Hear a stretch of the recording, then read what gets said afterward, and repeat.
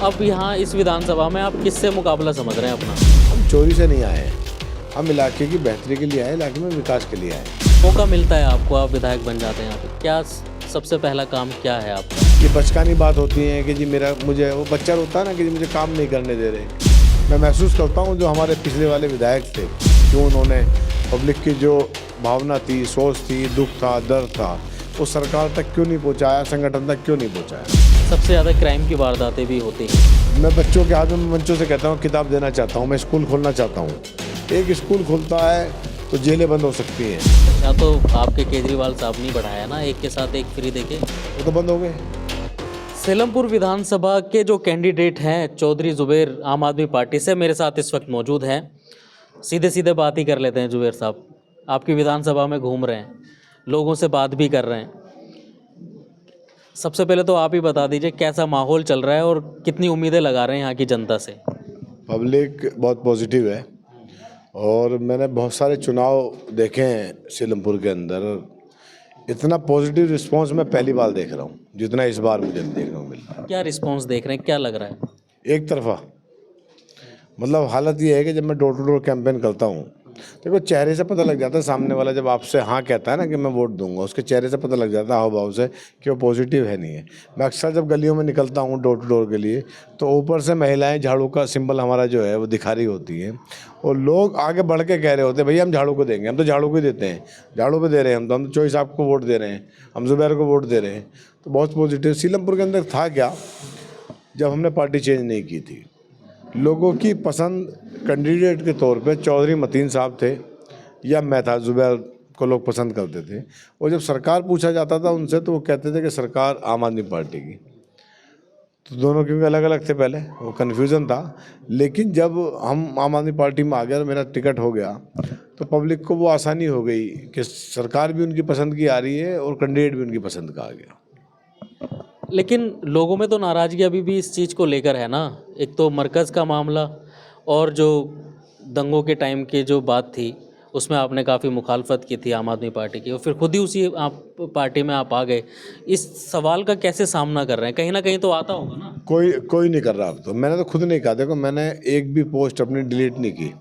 मैंने 29 अक्टूबर को party join की है। 28 अक्टूबर तक की पोस्ट मेरी जो आम आदमी पार्टी के खिलाफ हम कैंपेन चलाते थे, चाहे पार्टी लेवल पे चलाते थे या जो भी चलाते थे, वो सारी एज इट इज़ है, हमने एक भी डिलीट नहीं की। हम चोरी से नहीं आए हैं, हम इलाके की बेहतरी के लिए आए, इलाके में विकास के लिए आए। रही मरकज़ की बात या बाकी अलग अलग मुद्दों की बात, मैं जनप्रतिनिधि पब्लिक का हूँ, मैं पार्टी का जनप्रतिनिधि नहीं हूँ। मेरा काम है कि पब्लिक की जो आवाज़ है उसको सरकार तक पहुँचाऊँ। अगर मामला मरकज़ का था मैं मरकज़ पे बोलता था, दंगे का था मैं दंगे पे बोलता था, कुछ और कमियां होती थी मैं उस पर बोलता था, हिमाचल की बात आई मैं हिमाचल पे भी बोलता था। मेरा काम है पब्लिक की आवाज़ को हाईकमान तक, सरकार तक पहुंचाना। पब्लिक में बिल्कुल नाराज़गी नहीं है, पब्लिक खुश है। पब्लिक कहती है कि तुमने बिल्कुल सही डिसीजन लिया है और पब्लिक मेरे साथ है, बड़ी तादाद में मेरे साथ है। तो ये जो बेबाकी से आप आवाज़ उठाते रहे हो, क्या इस पार्टी में रहते हुए उठेगी आवाज़ आप? 100% उठेगी। मैं तो मंचों से कहता हूँ, आज भी कहता हूँ कि मुझे कोई चुप नहीं कर सकता, मेरे लब आज़ाद है, मुझे रोक नहीं सकता कोई। जो मुझे, मैं उस परिवार से, गाइडलाइन भी तो होती है ना, उससे बाहर जाकर के बोलोगे? मेरे लिए गाइडलाइन में पार्टी की गाइडलाइन से मुद्दे होते हैं, किस मुद्दे पे पार्टी की गाइडलाइन पे चलना है। मुझे आवाम नेता बनाती है, सिंबल पार्टी हम लेके जाते हैं समाज के अंदर। और मुझे लगता है कोई भी पार्टी, कोई भी संस्था सदस्यों से बनती है, सदस्य ही बताते हैं कि क्या सही है क्या गलत है। अलग अलग विचारों से एक पार्टी बनती है, उसी से एक माला होती है, माला बन जाती है। हमारा काम है कि इलाके की बातें, इलाके की जो भावनाएं हैं, जो जनता की भावनाएं हैं, वो संगठन तक पहुँचाएँ, सरकार तक पहुँचाएँ। मैं महसूस करता हूँ जो हमारे पिछले वाले विधायक थे वो इसमें नाकाम रहे। अब वो क्यों नाकाम रहे वो उसका जवाब वही दे सकते हैं, क्यों उन्होंने पब्लिक की जो भावना थी, सोच थी, दुख था, दर्द था, वो सरकार तक क्यों नहीं पहुंचाया, संगठन तक क्यों नहीं पहुंचाया। मुझे तो अभी तक महसूस नहीं हुआ, 2 महीने मुझे तकरीबन पार्टी में हो गए। बहुत सारे मुद्दे ऐसे थे जो हमारे सामने आए और हमने पार्टी के सामने रखे, पार्टी ने उस पर सुनवाई करी और माना उन बातों को, और उसमें जो बेहतर कर सकते थे वो किया पार्टी ने। लोग इल्ज़ाम लगा रहे हैं कि जब से ये टिकट कटा है और आपको मिला है, जो सीवर लाइन है उसमें जो है कत्तरें और सीमेंट के जो कट्टे होते हैं उसके अंदर मलबा डाल डाल के जो है वो जाम करा जा रहा है और सफाई नहीं हो रही। आपके ऊपर सरासर इल्ज़ाम लगाया जा रहा है, ये क्या वजह मान? ये विधायक जी और विधायक जी के जो कुछ साथी हैं वो इस तरह के सफाई क्यों नहीं हो पा रही है? सीवरों की, और विधायक जी की जिम्मेदारी है, मेरी जिम्मेदारी नहीं है। और विधायक जी मंचों से कहते हैं कि मेरे मेरे सीवर बंद कर दिए, मेरे जो सीवर में कत्तरे भर दिए, बोरे भर दिए, तकिए भर दिए, पता नहीं क्या क्या कह रहे हैं। पूरी विधानसभा में कल आप मेरे साथ घूमो एक बार, मैं पूरी विधानसभा आपको घुमाता हूँ। पूरी विधानसभा में सीवर बर्बाद हुआ है, और आज से बर्बाद नहीं हुआ, सालों से बर्बाद हुआ है। सीवर पे काम ही नहीं हुआ। बिस्मिल्लाह मस्जिद है मौजपुर के अंदर, नदी बहती है उसके सामने, रास्ते नहीं बहती। 6 महीने से तो मैं देख रहा हूँ, मौजपुर वार्ड लगता है, मेरा वार्ड भी नहीं है।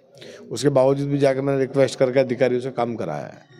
ये बचकानी बात होती है कि जी मुझे वो बच्चा रोता है ना कि जी मुझे काम नहीं करने दे रहे, मुझे ये नहीं करने दे रहे, मुझे मेरी पेंसिल तोड़ दी, मेरी कापी फाड़ दी, मेरी किताब फाड़ दी, मेरा बैग छीन लिया। ये बच्चे की तरह रो रहे हैं, मतलब ये एक विधायक को शोभा नहीं देता कि वो ऐसी बात करे बच्चों वाली। अरे कौन सीमेंट के कट्टे डाल सकता है? जगह जगह कह रहे हैं काउंसलर उनके घर के हैं, वो सफाई नहीं कर पा। अच्छा चलो, मैंने यहाँ का काउंसलर हूँ, मैंने यहाँ कर दिया। मौजपुर में कौन कर रहा है? सीलमपुर कौन कर रहा है? गौतमपुरी वार्ड कौन कर रहा है? अभी ये साथी गौतमपुरी वार्ड के बैठे हुए हैं, आप इनसे पूछ लो। गौतमपुरी वार्ड के अंदर मक्का मस्जिद है, महीनों से पानी मक्का मस्जिद के सामने बह रहा है, वहाँ भी जाके मैंने भर दिया, मौजपुर भी जाके मैंने भर दिया। मतलब मैं ऐसे काम कर रहा हूँ कि ढक्कन खोल खोल के सीवर बंद कर रहा हूँ। तो अब यहाँ इस विधानसभा में आप किससे मुकाबला समझ रहे हैं अपना? मुकाबले में जब चुनाव होता है तो ये तो घमंड की बात होगी कि जी मेरा किसी से मुकाबला नहीं है। मुकाबला बिल्कुल होता है, और चुनाव इसी का नाम है कि अलग अलग विचारधारा की सोच के लोग वोट करते हैं, अलग अलग लोगों को करते हैं। लेकिन सेकंड बीजेपी है इस विधानसभा में, लेकिन मार्जिन बहुत बड़ा है बीजेपी का और आम आदमी का। आज की डेट में मार्जिन बहुत बड़ा है। अमूमन बीजेपी को 35-37 हज़ार के करीब वोट आ जाती हैं, और उसमें उसका बढ़ी हैं वोटें। मैं ये नहीं कह रहा उसकी वोटें घटी हैं, हर चुनाव में उसकी वोटों का जो मार्जिन है वो बढ़ता जा रहा है। इस बार मुझे पूरा यकीन है, पूरा विश्वास है कि बीजेपी डाउन जाएगी। मैं बीजेपी को 20,000 से ऊपर नहीं आकर अभी तक, और आम आदमी मेरे हिसाब से जो हालात हैं अभी वो 1 लाख प्लस पे जा रही है। तो मार्जिन गैप बहुत बड़ा है, जिसको मुझे लगता नहीं कि भाजपा पाट पाएगी और पहुंच पाएगी उस तक। मौका मिलता है आपको, आप विधायक बन जाते हैं यहाँ पे, क्या सबसे पहला काम क्या है आपका? 3 सबसे गंभीर मुद्दे, ये गंभीर समस्याएं इस विधानसभा के अंदर हैं। सबसे पहले मैंने तो सीएम साहब को कहा, जब मैं केजरीवाल जी से मिला, उन्होंने पूछा कि इस इलाके में क्या दिक्कत है। मैंने जी इतनी दिक्कत है सीवर की कि अगर मैं 7 खैरियत से जीत जाता हूँ ऊपर वाले के रहमो करम से, तो इधर मैं सर्टिफिकेट ले रहा हूँ और उधर मेरा साथी कोई मेरा हाथ पकड़ के कह रहा होगा कि अब सीवर करा देना भैया, अब तो सीवर तुम्हारे हाथ में आ गया। सबसे गंभीर समस्या सीवर है, जो मुझे लगता है 8 तारीख को रिजल्ट आएगा, 9 तारीख से इस पर काम शुरू हो जाना चाहिए, क्योंकि इसके लिए शपथ की ज़रूरत नहीं है। इसके लिए तो अधिकारी, कर्मचारी, मशीनें सब हैं। पहली प्राथमिकता इलाके का सीवर बेहतर करना है। दूसरी प्राथमिकता हमारे जगपल विचन अस्पताल है, जो खुद बीमार हो गया है। जो अच्छा अस्पताल था, मेरे वालिद ने उसको बनवाया था, आज वो बर्बादी की कगार पे खुद वेंटिलेटर पर चला गया है। उसको बेहतर करना है। गांधी रीजन स्कूल है जो गांधी कोविड हो गया है, जिसके अंदर 8 से 10 हज़ार बच्चे इवनिंग मॉर्निंग में पढ़ सकते थे, उसको तुरंत उस पर कार्रवाई करके उसको बनवाना है। ये 3 मेन प्राथमिकताएं हैं मेरी, जो डे 1 से शुरू होती हैं अगर मैं 7 खैरी से जीत जाता हूँ तो। जैसे सीवर की बात कही आपने, मतलब आखिरी बार कब सीवर बदले गए थे यहाँ के? आखिरी बार सीवर नहीं बदले गए। सीवर मेरे वालिद जब एमएलए थे, ये उस टाइम पर डले थे।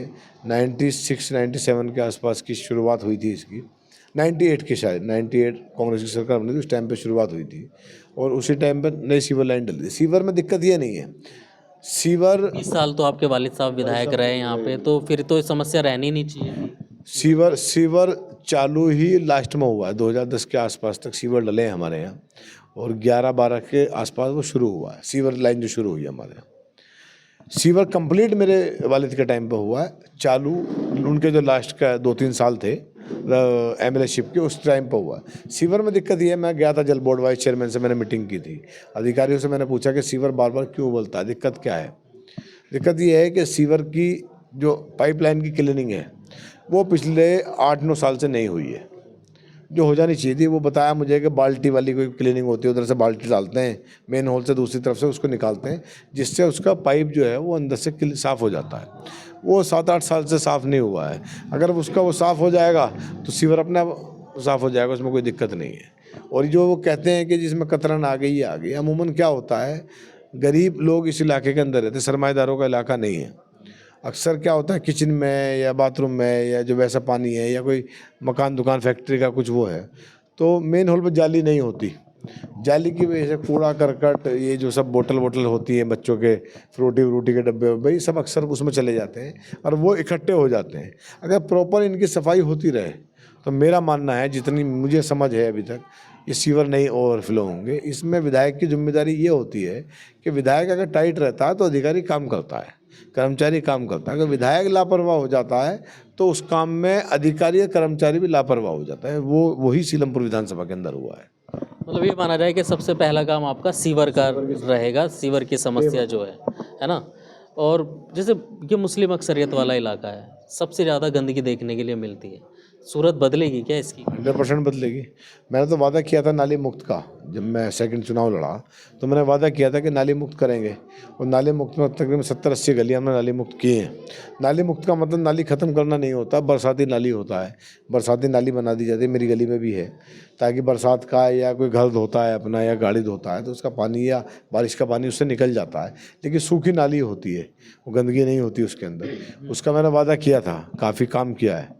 अल्लाह साथ करे, से अगर विधायकी दे देगा तो उसमें बड़े लेवल पे हम काम कर सकते हैं। अगर नालियाँ मुक्त हो जाएगा इलाका तो गंदगी में सुधार होगा। जो रही कूड़े की बात, कूड़े के लिए मेट्रो वेस्ट नाम की एक कंपनी है जो कूड़ा उठाती है, उसके लिए हम रेगुलर लड़ाई लड़ी है हमने निगम के अंदर, क्योंकि उसके टेंडर में है डोर टू डोर कलेक्शन का, जिसको मेट्रो वेस्ट नहीं करती है। अक्सर मैं जब 8 महीने निगम पार्षद रहा, बाई इलेक्शन जीता था, उसमें भी हमने खूब लड़ाई लड़ी है। और अभी मेरी वाइफ शगुफ्ता निगम पार्षद है, हमने इस पर भी लड़ाई लड़ी है और हम लड़ रहे हैं। हमारा मकसद डोर टू डोर कलेक्शन है। अगर डोर टू डोर कलेक्शन होगा तो सड़कों पे कूड़ा नहीं आएगा। जब उसके क्लॉज में लिखा है, उसके बायलॉज में लिखा हुआ है कि डोर टू डोर कलेक्शन हो सकता है, तो वो करना चाहिए। और जब घर से हम कलेक्ट करेंगे तो आसानी हो जाएगी। मैंने तो एक सजेशन ये भी दिया था नगर निगम के अंदर, दोनों टाइम पे, जब मैं बाई इलेक्शन जीता जब भी, जब शगुफ्ता है दिल्ली नगर निगम में, तो उस टाइम भी हमने एक सजेशन दिया था कि आप कूड़ा उठाने पे तकरीबन 220 करोड़ रुपए दिल्ली नगर निगम, हमारे जो 64 वार्ड हैं पूर्वी दिल्ली नगर निगम के, उस पर खर्च कर रही है। हमने सजेशन दिया था कि आप 210 करोड़ रुपए खर्च कर रहे हो, आप इससे बेहतर ये कूड़ा खरीदना शुरू कर दो। घर वालों से आज कहते हो गीला सूखा कूड़ा अलग अलग कर दो, सेपरेट कर दो, तो खरीदा जा सकता है। जैसे कबाड़ी हमारे गलियों में आते हैं सामान लेने के लिए, तो हम कूड़ा भी खरीद सकते हैं। जो घर का वेस्ट है वो लिया जा सकता है। यार इतना पैसा अगर आप उस पर खर्च करोगे तो मुझे लगता है कि हर आदमी अपना जो कूड़ा सेग्रीगेट करके रखेगा। और मैंने मजाक में एक बात कही थी कि अगर ये हमने खरीदना शुरू कर दिया तो एक टाइम ऐसा आएगा कि लोग जब घर में कोई मेहमान आएगा तो नज़र रखेंगे डस्टबिन तो उठा के नहीं ले जा रहा हमारा वो। जुबेर साहब, नॉर्थ ईस्ट दिल्ली में आप इस इलाके में जो है सबसे ज़्यादा क्राइम की वारदातें भी होती हैं, तो इसको भी कहीं कंट्रोल करने के लिए भी कुछ काम किया जाएगा कि नहीं किया जाएगा? हालांकि ये लॉ एंड ऑर्डर की होती है बात, इसमें आपकी तरफ से क्या कुछ किया जा सकता है या किया जाएगा? किया जा सकता है बिल्कुल, क्योंकि मंथली मीटिंग होती है डिस्ट्रिक्ट लेवल कमेटी की। मैं पहले मेंबर रहा हूँ उसमें, एक बार सांसद उसके चेयरमैन होते हैं, और जो एमएलए होते हैं वो मेंबर होते हैं उसके, डीसीपी कन्वीनर होते हैं, सारे एसएचओ एसीपी उसमें होते हैं। उसमें लड़ाई लड़ी जा सकती है। और लॉ एंड ऑर्डर के लिए अगर पुलिस सतर्क रहती है, पुलिस अमूमन सतर्क रहती है, लेकिन कई बार क्या होता है, जो ये नशा बढ़ा है मार्केट में, उसकी वजह से दिक्कत आई है। और नशा आम हुआ है बस्तियों के अंदर, नशा जो पहले बड़ा कंट्रोल में था वो बढ़ा है, उसकी वजह से क्राइम भी बढ़ा है। अगर नशे पे कंट्रोल हो जाएगा तो मुझे लगता है कि क्राइम पे भी कंट्रोल किया जा सकता है। और पुलिस से नशा तो आपके केजरीवाल साहब ने बढ़ाया ना, एक के साथ एक फ्री देके, वो तो बंद हो गए। और ये जो स्मैक बिक रही है, जो ड्रग्स बिक रही है, ये कौन बढ़ा रहा है? वो तो लाइसेंस से नहीं बिक रही है ना, वो तो बिना लोकल उसमें गए नहीं हो सकती ना, वो तो गली मोहल्लों में भी कर रही है। और उसी की वजह से मेरा मानना है कि पुलिस रोक सकती है, समाज आगे आए, पुलिस आगे आए, दोनों मिलके अगर आगे आएंगे। विधायक के तौर पे आपकी क्या जिम्मेदारी रहेगी? मेरी बिल्कुल 100% जिम्मेदारी है कि हम लोकल समाज को लेके और पुलिस को लेके इसको रोका जा सकता है, सख्ती से रोका जा सकता है। पुलिस और समाज के लोग जब एक साथ खड़े होते हैं तो फिर कोई ताकत नहीं है इलाके के अंदर बिगाड़ पैदा कर सकती हो। क्योंकि विकास के साथ में जो सामाजिक बुराइयां हैं उस पर भी तो कोई जिम्मेदारी बनती है ना। सामाजिक बुराई विकास की जिम्मेदारी से ज़्यादा बड़ी है। अगर मैं बार बार कहता हूँ कि अगर मैं बच्चों के हाथ में मंचों से कहता हूँ किताब देना चाहता हूँ, मैं स्कूल खोलना चाहता हूँ, एक स्कूल खुलता है तो जेलें बंद हो सकती हैं। बच्चा पढ़ जाएगा तो वो क्राइम से भी दूर जाएगा, समाज में बेहतरी का काम करेगा। उसके लिए एजुकेशन ज़रूरी है। हमें क्राइम रोकना है, एजुकेशन बढ़ेगी तो क्राइम मुझे लगता है कि रुकेगा। बच्चे पढ़ेंगे तो क्राइम रुकेगा। उस पर हमें काम करना चाहिए और समाज इस पर काम करना चाहता है। अगर जनप्रतिनिधि ऐसे मिल जाएं जिनकी सोच पॉजिटिव हो तो ये बेहतर किया जा सकता है। अमूमन ये होता है कि जनप्रतिनिधि अपना पल्ला झाड़ते हैं इन चीज़ों से, जो मेरा मानना है कि नहीं झाड़ना चाहिए। पहली प्राथमिकता एजुकेशन होनी चाहिए। एजुकेशन आ जाएगी तो गंदगी की दिक्कत आपकी ख़त्म हो जाएगी। मैं अक्सर देखता हूँ उन बच्चों को जो स्कूलों से आ रहे होते हैं और स्कूलों में उन्हें पढ़ाया जाता है कि गंदगी नहीं करनी है। मैं अपने बच्चों को देखता हूँ, मैं गाड़ी से जा रहा हूँ, मैंने कुछ खाया और शायद मैंने शीशा खोला था, बच्चे ने कहा नहीं डैडी फेंकना मत, पापा बाहर मत फेंकना, गाड़ी में रख लो। ये अगर हम बच्चा पढ़ने जा रहा है तो स्कूलों में सिखाया जाता है, इसको हम बेहतर कर सकते हैं। एजुकेशन से बहुत चीज़ें रोकी जा सकती है, क्राइम भी रोका जा सकता है, नशा भी रोका जा सकता है, मैं कह रहा हूँ इवन गंदगी तक रोकी जा सकती है। चलिए आखिरी सवाल यही है जुबैर साहब के, मतलब आप ये कह रहे हैं कि मुकाबला यहाँ पर किसी का नहीं है, सिर्फ एक तरफा है। एक तरफा है, पब्लिक में जोश है। बीजेपी सेकंड है, कांग्रेस थर्ड पोजीशन पे है और नहीं समझ रहे हैं। कांग्रेस नहीं है, कांग्रेस बिल्कुल भी नहीं है। कांग्रेस के प्रत्याशी और कांग्रेस की स्थिति दिल्ली के अंदर ये है। कांग्रेस की स्थिति पूरी दिल्ली में सबको पता है कि कांग्रेस जीरो पे है। पिछले 2 बार से भी जीरो, इस बार भी सारे सर्वे जीरो दिखा रहे हैं। हमने एक लाइब्रेरी का कमिटमेंट किया था और वो भी बड़ा अच्छा इंसिडेंट था। मैं जब डोर टू डोर कर रहा था तो एक घर में मैं वोट मांगने गया, एक बच्ची चाय बना रही थी, उसने कहा कि चाय पी लो। मैं बैठ गया, मैंने उससे पूछा कि आपने पढ़ाई की है ना? 10th करके छोड़ दिया। मैंने आगे क्यों नहीं पढ़ा? उन्होंने कहा फादर अलाउ नहीं करते, अब्बा ने मना किया, पढ़ाते नहीं। मैंने उसके फादर से बात की, उन्होंने कहा माहौल नहीं है। तो माहौल नहीं है तो मैंने प्राइवेट करा दो, इसमें तो कोई मुश्किल नहीं है, प्राइवेट फॉर्म भरे जा सकते हैं, 12th कर सकती है बच्ची है। वो उनकी समझ में आ गया। बच्चे ने कहा कि आसपास जगहें नहीं है पढ़ने के लिए, दूर नहीं जा सकते, उसके फादर की भी कंप्लेंट थी। उसी टाइम मैंने कमिटमेंट किया था कि एक लाइब्रेरी इलाके में बननी चाहिए ताकि बच्चियाँ जा सकें। और वो लाइब्रेरी अल्लाह के करम से वो चालू है और आज भी चालू है। उसके अंदर बच्चियों ने पढ़ाई करती है, कई बच्चियों ने उसे नीट क्लियर किया है, कई अच्छे अच्छे एग्ज़ाम उसमें पढ़ के किए हैं। एजुकेशन पे बहुत काम करने की ज़रूरत है, मैं सच्चाई बता रहा हूँ। इसी एक लाइब्रेरी से हो जाएगा पूरा जितना बड़ा ये एरिया है, और खोलने की जरूरत नहीं? एक लाइब्रेरी नहीं, 24 लाइब्रेरी मैं कह रहा हूँ। मैं तो कमिट नहीं करा, लेकिन मैं कह रहा हूँ कि 24 स्कूल हमारे पास हैं दिल्ली सरकार के, 24 के 24 में लाइब्रेरी बननी चाहिए। उसके अंदर गार्ड अवेलेबल है और जगहें भी हैं, स्पेस है। इवनिंग मॉर्निंग शिफ्ट चलती है तो सुबह से शाम तक 6 बजे तक बच्चियाँ पढ़ सकती हैं, बच्चे पढ़ सकते हैं। मैं तो वादा भी किया था पिछली बार कि एक लड़कों की भी लाइब्रेरी बनाएंगे। स्पेस का मैं ढूंढ रहा हूँ, इंशाल्लाह जल्दी स्पेस मिल जाएगा। तो लड़कों मैं सबसे ज़्यादा काम एजुकेशन पर करना चाहता हूँ, क्योंकि मुझे लगता है कि ये वो पेड़ है जो कभी ना ख़त्म होने वाला पेड़ है एजुकेशन का। जितना आप इसको लगा दोगे इसकी शाखें बढ़ती जाएंगी। सर सैयद अहमद ने AMU बनाया था, आज पूरी दुनिया में उसकी शाखें हैं और लाखों करोड़ों बच्चे उससे फ़ायदा उठा रहे हैं। देखिए विरासत में बुज़ुर्गों की एक वही इदारे मिले हुए हैं, जामिया मिले और अलीगढ़।